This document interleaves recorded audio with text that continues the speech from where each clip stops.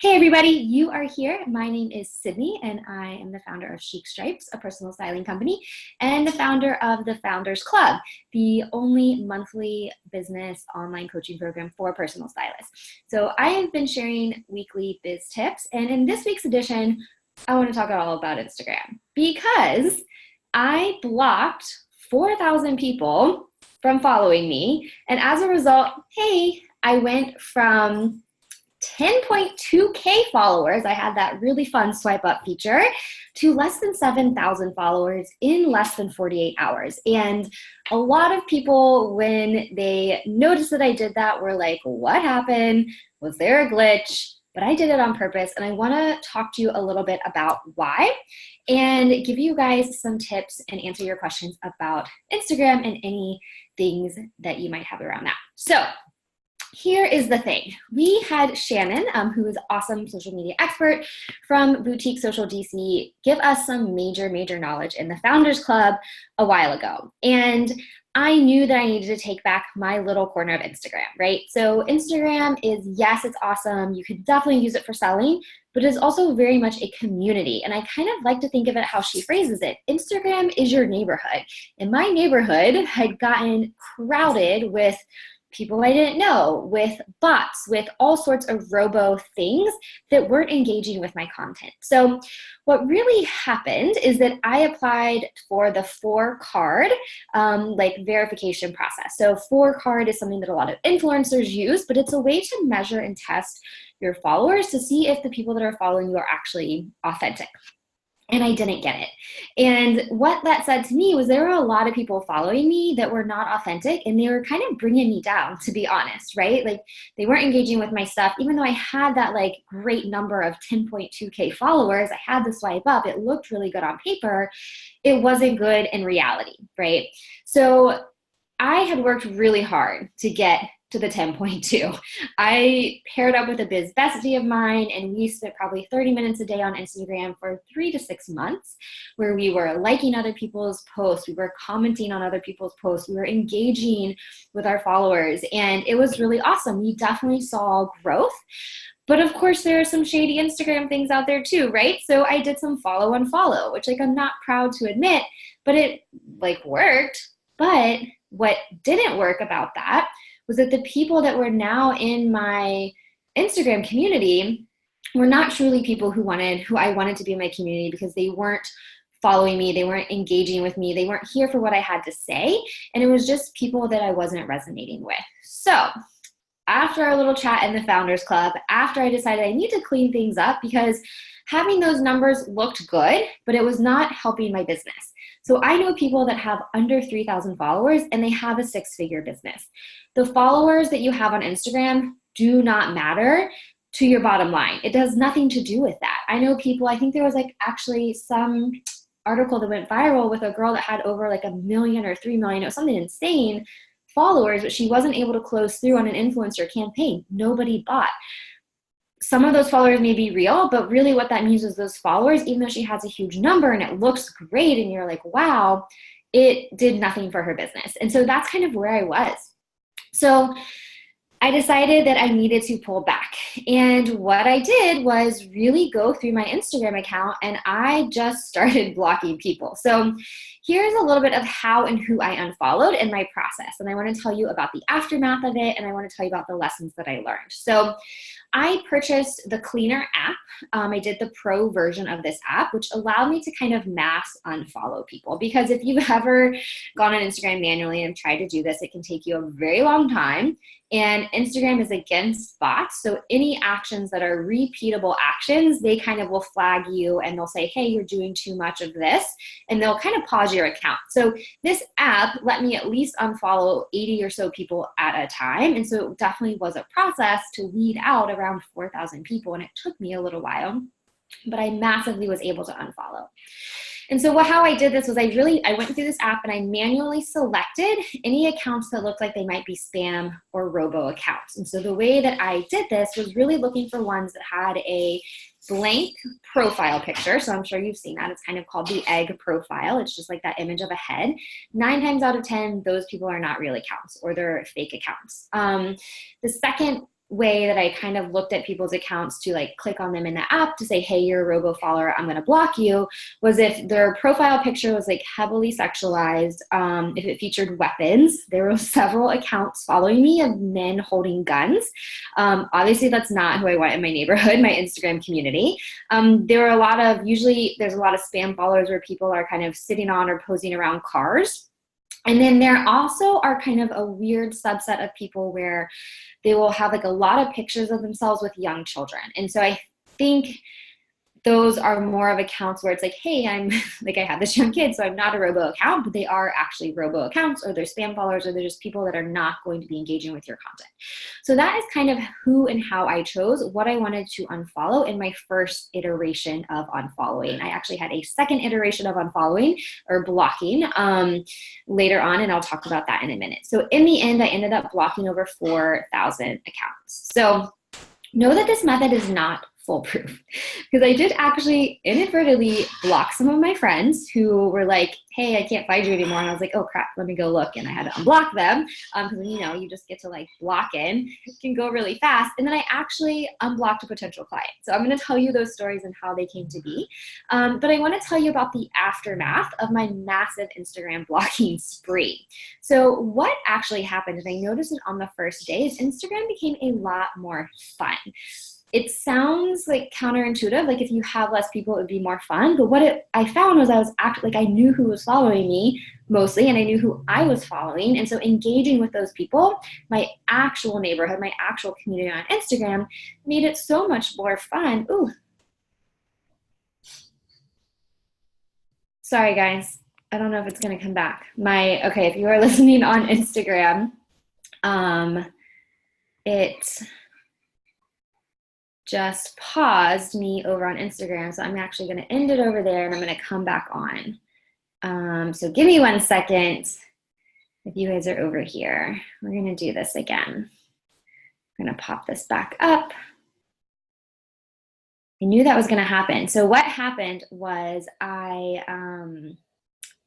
okay guys, I'm back live on Instagram. What happened was I have an hour time limit on my Instagram, and it popped up, and so it paused my video and didn't let me come back on. But I was in the middle of telling you the aftermath of my Instagram blocking spree, and what that was is that Instagram is a lot more fun now because I'm actually engaging with people that I want to be talking to. Like, I don't want to be on Instagram and going through so many stories of people that I don't even know, or people that are honestly robo followers. Like, why have those people following me? Why engage with them? Because it wasn't doing anything and it wasn't fun. The second thing is that my engagement is actually through the roof now. And that was one of the questions I received when I posted about this on Instagram to see what questions people had about this little saga, this journey, was, did your engagement increase when you blocked all of those people? And yes, 100%. So I actually tried to log onto the Four website yesterday to see if I could redo my verification, because I wanted to test it out and see like if I was now getting a better level of engagement. And I don't think I'm eligible yet. I couldn't find out how to do it, but I can 100% tell you that the amount of comments that I'm getting on my photos has drastically increased. So if you are on a desktop on Instagram, you can actually hover over each photo and it'll kind of just pop up in the corner, like the number of likes, the number of comments, and the amount of those that I've received has been so much more. And I attribute that, one, to the vulnerability that was in the post and all of the comments that I received. So many people have actually dealt with this themselves. I received feedback from one woman who kind of came out about how she used to do loop giveaways all of the time, and that was like not a good way for her to build her community, because again, those people are coming for the giveaway and then they're leaving. They're not consistent followers that want to engage with you for what you have to offer, for your unique perspective on the world. So because I kind of cleaned that out, its engagement is amazing, and I can find people quicker, I can engage with them more often, and I feel like I'm building more genuine relationships. I have way more DMs now than I ever had before, and I attribute it to not having to sift through all of those different types of people that were just clogging up my Instagram.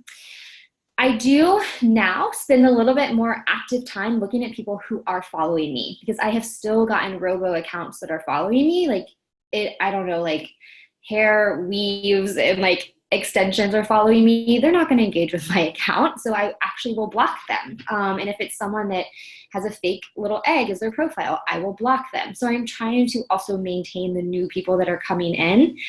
Sounds good. The replay will be up later. If you're watching and have to run, you'll get an email. But if you're on my email list, if you're not, you can send me a DM and I'll get you there. So you can either rewatch on stories or get the email. But so I do actively look at that because I want to keep my community and neighborhood true and small so that on Instagram, it becomes a place where people can talk and it's not just a place full of spam accounts. So there's a few lessons I learned and I want to share that as a wrap up to this. So if you are just tuning in, we have been talking about how I blocked over 4,000 people from following me on Instagram and moved my numbers from 10.K2 followers down to less than 7, which is about where I am right now. So the first lesson I learned was to be vulnerable. I was honestly like very nervous about posting this process of Instagram and how hard I worked to build it and then how I got so many spam followers. Like I didn't buy followers, but following and unfollowing is definitely a very shady practice that people say you shouldn't do. So whenever I was working on building my Instagram 2 years ago, I did that. And it's not something that I would ever encourage somebody to do now because I have seen just how wrong that can go for you. Just because I had 10,000.2 followers, over 4K of those were not engaged with me. And so I needed to get rid of them. But I was nervous about sharing that story.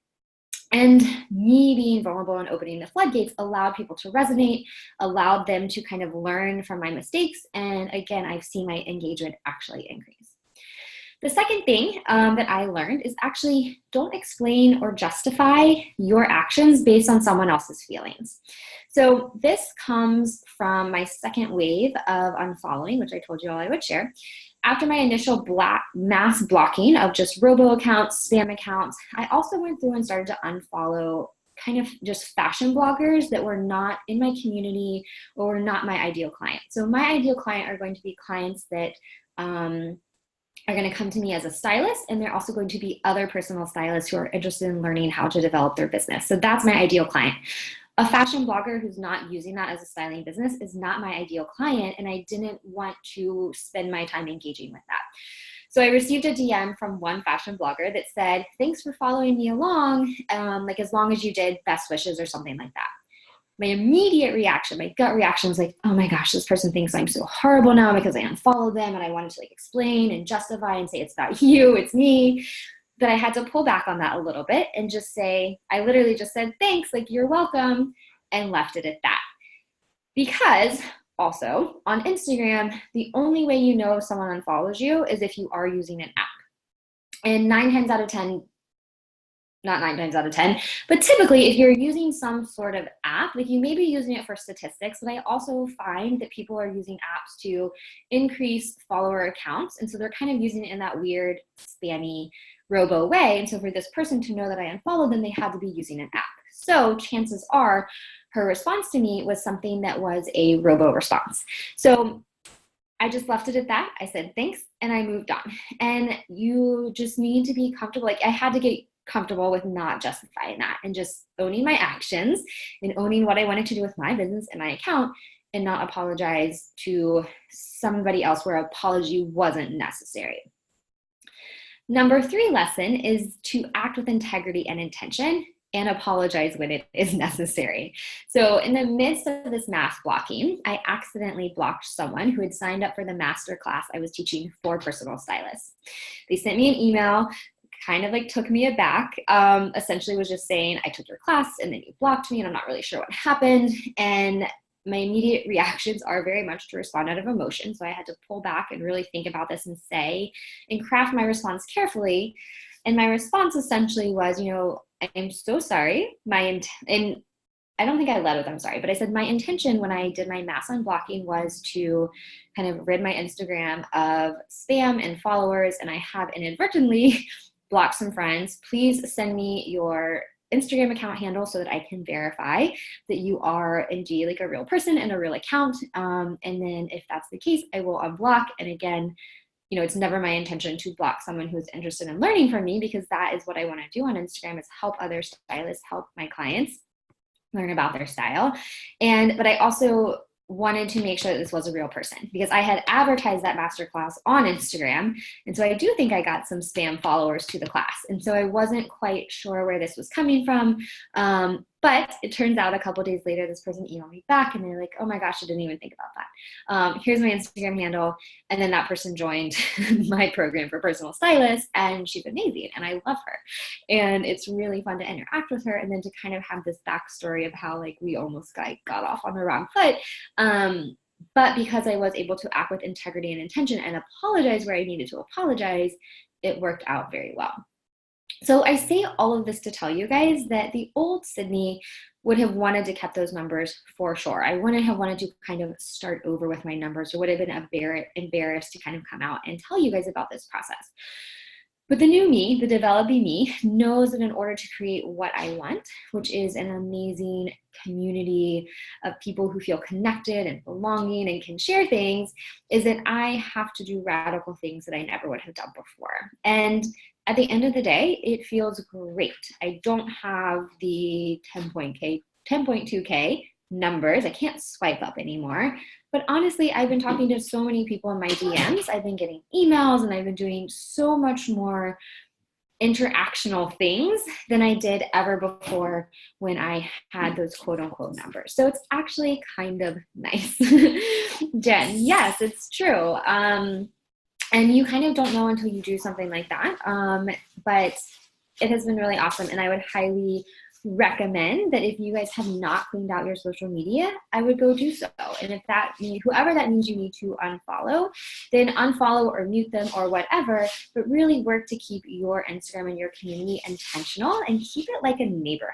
So that is what I want to leave you with today. Just the story of how I blocked 4,000 accounts from my Instagram and how I now have created an awesome, fun community that has made Instagram even more fun. So I am going to wrap it up here. This is a new series that I am doing on weekly business tips. So if you have questions, please DM or email them to me. And if you are a personal stylist and you want to get on my newsletter list to make sure you get this to your email, then also put that in a DM and I will get you all signed up for that.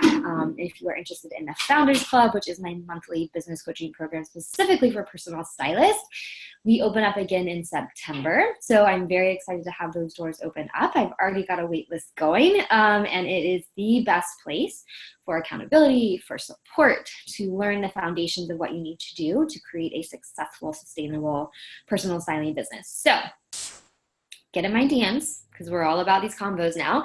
And I will see you guys next week. Thank you. Thank you so much. Bye.